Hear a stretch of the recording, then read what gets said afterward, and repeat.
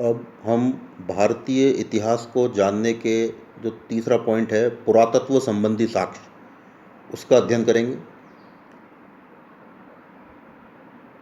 हम देखते हैं कि प्राचीन भारतीय इतिहास के निर्माण में पुरातत्व संबंधी सामग्री का योगदान सर्वाधिक रहा है। पुरातत्व सामग्री को हम कुछ पॉइंट्स में विभाजित कर देते हैं। जैसे पहला ले लेते हैं हम अभिलेख, दूसरा कलाकृतियाँ, तीसरा स्मारक एवं भग्नावशेष और चौथा ले लेते हैं हम मिट्टी के बर्तन और सिक्के। तो इन 4 पॉइंटों में हम पुरातत्व संबंधी साक्ष्य के तहत भारतीय इतिहास को जानने में उनके योगदान को देखेंगे। तो सबसे पहले है अभिलेख या उत्कीर्ण लेख। जो हम कहीं भी जाते हैं तो हम कोई कुछ चीज़ें, कुछ लिखा हुआ खुदा हुआ पाते हैं कई किलों पर या कई स्थानों पर, तो उसको बोलते हैं हम अभिलेख, रिकॉर्ड्स। अन्य साक्ष्यों की अपेक्षा यह साक्ष्य अधिक विस्तृत एवं विश्वसनीय कहा जा सकता है। प्राचीन भारतीय शासकों, सामंतों एवं समृद्ध लोगों ने समय समय पर अपनी विजयों, कीर्ति, दान, सत्कर्म अथवा समारोह कोई भी जो उन्होंने आयोजित किया है की स्मृति में अनेकों अभिलेख उत्कीर्ण करवाए।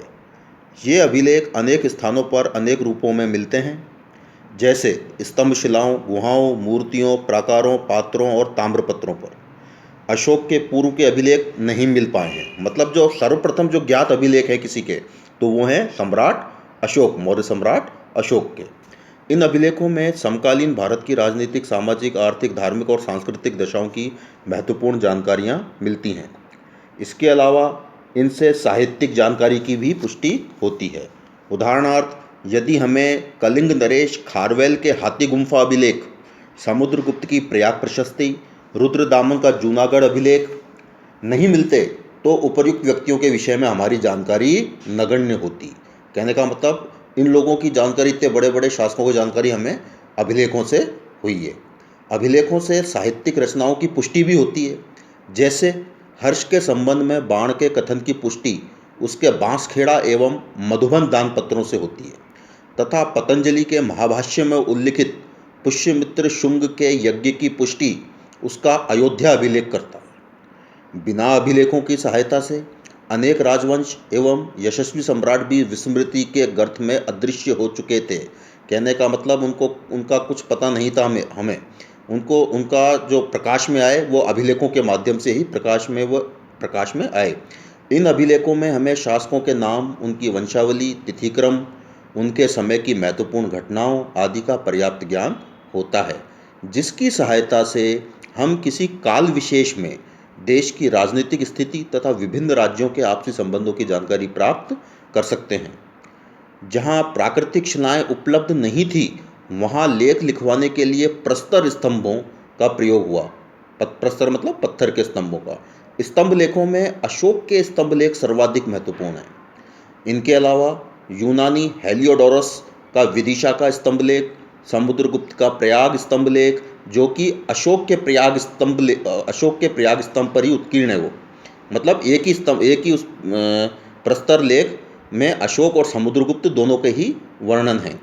चंद्रगुप्त का मेहरौली स्तंभ लेख और स्कंदगुप्त का भित्ति स्तंभ लेख विशेष महत्वपूर्ण हैं।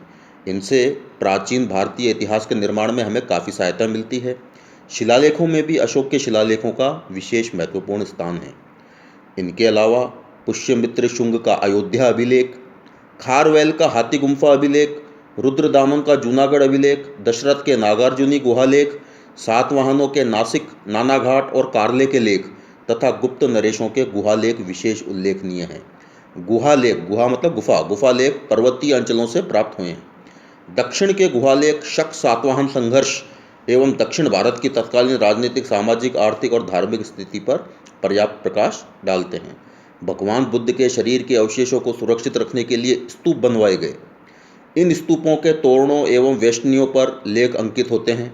सांची, भरहुत, अमरावती आदि की वेष्टनियों पर अनेक लेख अंकित मिले हैं, जो इतिहास की दृष्टि से बड़े महत्वपूर्ण हैं। ब्राह्मण, बौद्ध एवं जैन मूर्तियों पर उत्कीर्ण लेख भी इतिहास निर्माण में सहायक सिद्ध हुए हैं।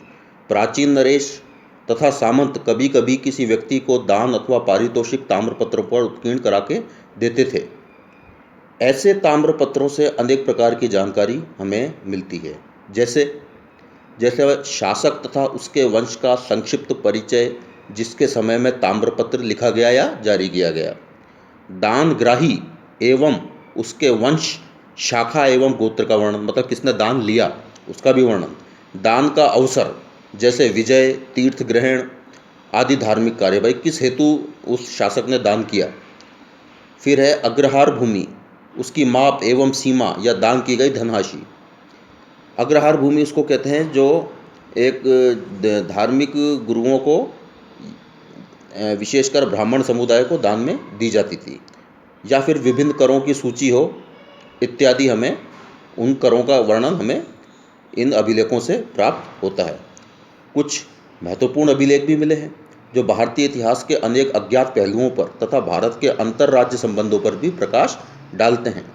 इनमें एशिया माइनर में बोगजकोई नामक स्थान की खुदाई में प्राप्त अभिलेख, ये आप भारत के बाहर कौन सा अभिलेख, जो कौन सा सबसे पुराना अभिलेख पाया गया, ये एक नंबर के प्रश्नों में आ जाता है। उसका जवाब होगा एशिया माइनर का बोगजकोई अभिलेख, जो सबसे पुराना विदेशों से प्राप्त अभिलेख है। इसी प्रकार मिस्र में अल अमरना नामक स्थान से प्राप्त मिट्टी की मोहरों पर अंकित लेख तथा पर्सिपोलिस एवं नक्शे रुस्तम से प्राप्त ईरान के हकमानी सम्राटों के अभिलेख विशेष उल्लेखनीय हैं।